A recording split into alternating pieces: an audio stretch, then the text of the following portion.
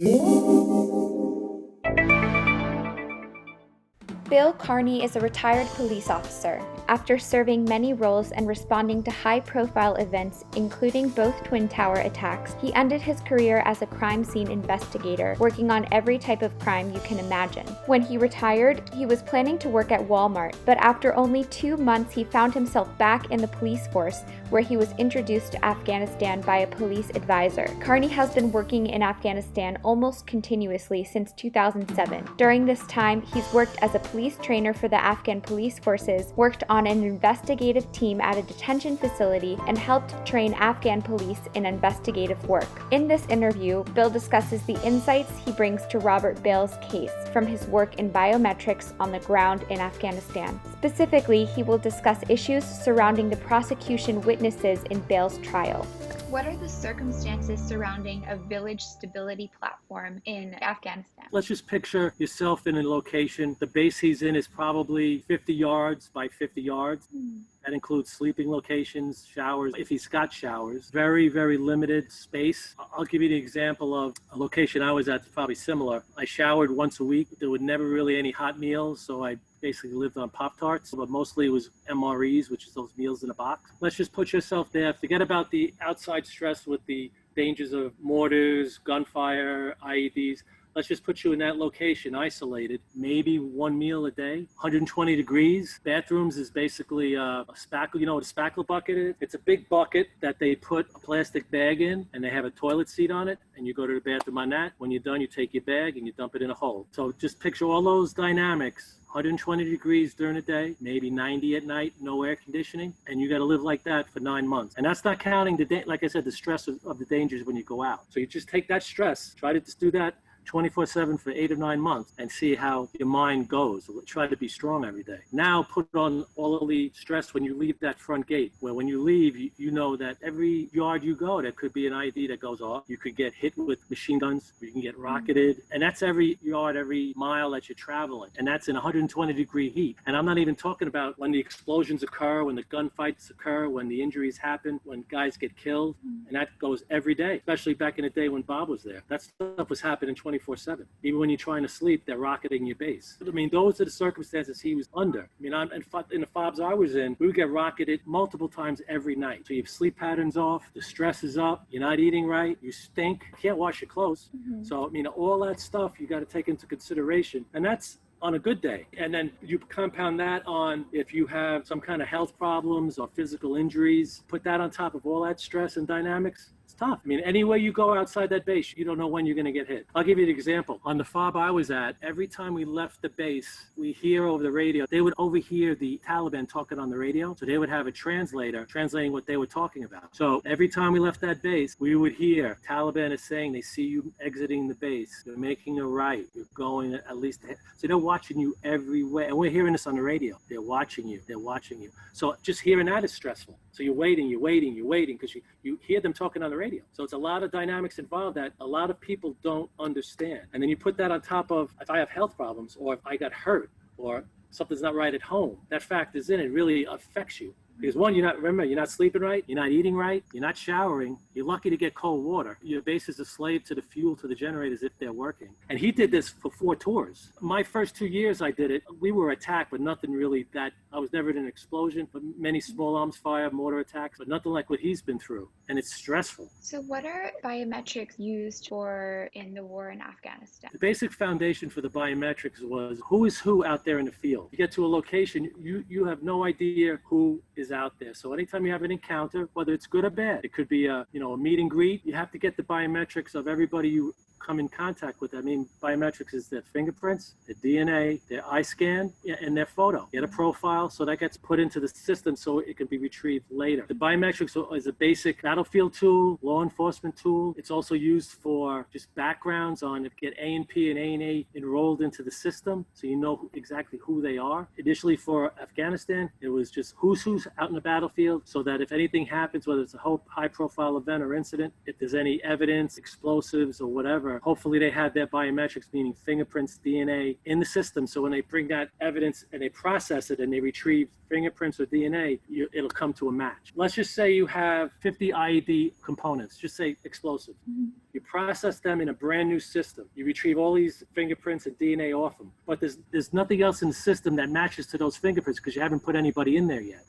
So now over time, you make these encounters, and this is all over Afghanistan, whether it's good encounters or bad encounters, you enroll these people into the system. So now when these fingerprints and DNA go into the system with these unknown fingerprints, they match if there's anything that matches. That's how it's done. Can you talk a little bit about how this relates to Bob's case specifically with the testimonies and the witnesses that were flown in? Usually when I look at a case, it's not so much what I'm reading, but what I'm not reading, what's not there. You know what I mean? So when I'm looking at the case, we know what happened that night, but when they talk about the witnesses, I'm saying, I don't see any backgrounds on the witnesses. I said to John, I said, we don't have anything on the witnesses. He goes, well, they're not providing it. I says, well, you know what we can do is, I have this Excel sheet. We could do the 5 W's on people with the similar names as the witnesses and come up with a picture of what the backgrounds might be if they had done the records check, which I think they did, but just didn't disclose it. So we came up with a background on all the witnesses as close as we could come. Now remember, we did not get their biometrics. You know what I mean? I did not physically get their fingerprints. I did not physically get their DNA. So I don't know 100% who they are because they didn't give me the report. I'm going on a filtered search on people with the same names, same area,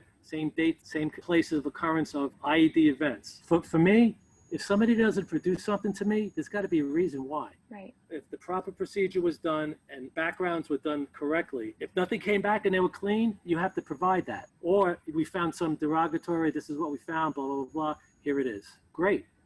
But John never got anything in regards to the exact biometrics from those witnesses. I had just put in a filter of in and around the Panjwai district. The search I had was IED activity. And like I said before, most guys that I've dealt with in the ID business, you're in the drug business, you're in the guns business, you're in the weapons business. They're all in the same networks. Now, again, not 100%, but it's the picture we wanted to present to say, this is what we think would have came up if a proper background check was done. All we want to know is, what is the background check? But Weren't you sure about at least one of them because of a tattoo on their hand? That was taken from an interview after the incident, and they caught the photo of his tattoo on his hand. And that's a legitimate Taliban tattoo. Why it wasn't addressed during that interview, I don't know. Why that wasn't addressed in the courtroom, I don't know. I mean, that would be one of my questions. Can you explain a tattoo on your hand? What we think with our initial search, they were affiliated with IED events, which tends to be affiliated with the Taliban. Now, understand this. For them to come to the United States, they have to do a full biometrics and background check on these individuals. They have to. Right. So, like I said, if everything was clean, there was no records, why not turn it over? That box is checked, move on. But if something derogatory came off, that's fine too. They should just provide it. But they didn't. There's a very good possibility that these guys were involved. If they weren't, prove us wrong. When you're the defense, you don't have to be 100% right. That's the prosecutor's job. Defense does not have to be. We can say, we think these 10 guys are straight up Taliban, and this is why. Prove us wrong. So why do you think the president should consider commuting Robert Bales' sentence? To me personally, my first reaction would be just look at the case as a whole. There's so many inconsistencies, and there's a lot of line of efforts, and I mean a lot of avenues that John and the team are going at. Is the health, the methylquin, so many other things that I don't think were addressed in the initial trial. You read it and you say, what?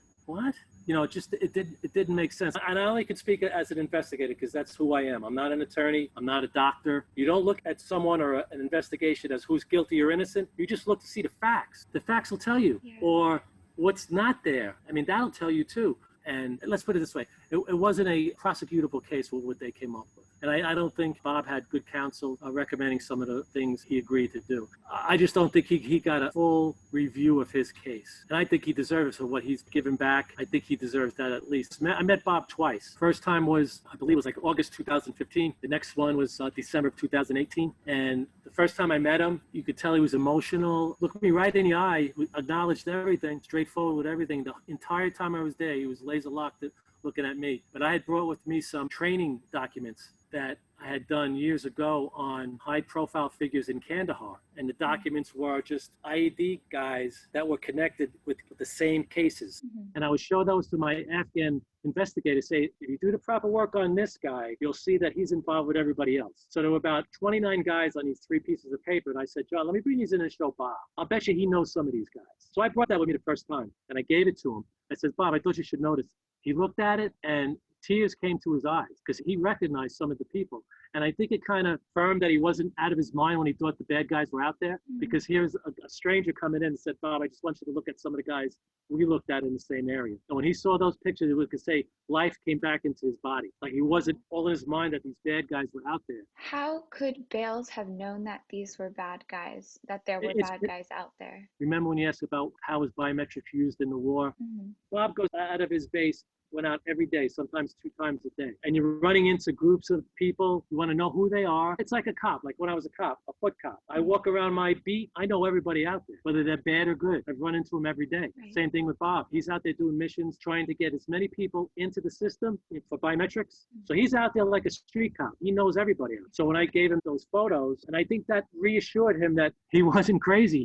He knew he was surrounded by bad guys, which we all knew. We're all surrounded by bad guys when you're assigned here. So I hope that answers your question, how he knew it. He's out there every day. He's a street cop in an army uniform. Do you think that Bales received a fair trial given the mefloquine and the biometrics? No, definitely not. The mefloquine thing, I don't even think it was addressed properly. I'll say that. The biometrics, like I say, it just shows the whole incompetence of the trial. Either they're very stupid and they just didn't know what they were doing, or they're just keeping information back. So the biometrics is a side thing. The main thing is the mefloquine, Bob's health. He's had 4 tours, injured, so he definitely didn't get a fair trial. No way. You know, I often think, and I think I'm guilty of it too, but I see it in the military because I've been here so long, is that we take care of machinery like helicopters, planes, better than we do ourselves. Like when I want to go on a mission, I take a flight somewhere, I'll go to our travel, and they'll say, well, the helicopters are down. I go, why? He goes, well, they hit their hours. We don't want to overdo them. So they got to be down, maintenance, they got to be down for at least a week. I don't think they did that with Bob Bales. I think they should have looked at Bob Bales and said, he needs a little downtime before each of those deployments. Should we send this guy out? I don't know, let's look at it. You know, I don't think that was even addressed. I also heard that the day before the event, he was hacking away at a tree the entire day. Yes, I had heard that. I'm glad you brought that up, because I remember he brought that up too. So I said, Bob, didn't you have anybody to talk to? Did anybody ever observe you doing that, or anything else that might have been like out of ordinary? Say, Bob, let's take a knee. Let's go ahead and drink some water. Why don't you just take a break for a couple of days? He goes, I had nobody. He told me, I had nobody to talk to. So I just think it was nobody stepped up and shut him down. You know, shut him down in a good way for his own good. So I remember asking him that question. He looked at me straight in the eye and said, I had nobody. And I heard that he actually went to the commanding officers at his base and he was telling them, I think there are bad guys out there who are going to come kill us. And they just kind of dismissed him. Yeah, I remember him saying that after I showed him those photos. Maybe just one of those officer type situations. They just dismissed the soldier and said, yeah, I know. And they may be believing him, but they say, I know. You know, and it's unfortunate, but that first meeting was, I know it was emotional for Bob, and it was eye-opening for me. And the second time that I saw Bob in December of 18, he started crying when he saw me, because he wanted to thank me for reassuring that he wasn't going completely out of his mind about the guys that are in the air. Finally, somebody other than himself knew they were out there. That was, second was very emotional on his part, still very laser focused with eye-to-eye contact with me, and acknowledges everything. He doesn't deny anything. Yeah. So as far as the president goes, I would say, Mr. President, you got to look at this case from page 1 till you close the book. Why did it happen and how did it happen? That's the question of the whole trial, is how did this happen? And I don't even think they came near addressing it. So like I said, if I was sitting here with the president, I would say, have your security team take time, go from page 1 to the end of that novel, and you'll be scratching your head many times through it. And, you know, it's just not right. Look at the facts, look what's there, look what's not there. Remember, look what's not there, and then draw your conclusions. And then compare it to what was done, and I think it'll be clear. Do you believe that Bob Bales had any intent to kill anyone who wasn't a bad guy, so to say? No, not at all. I think there was so many dynamics that was going on with him.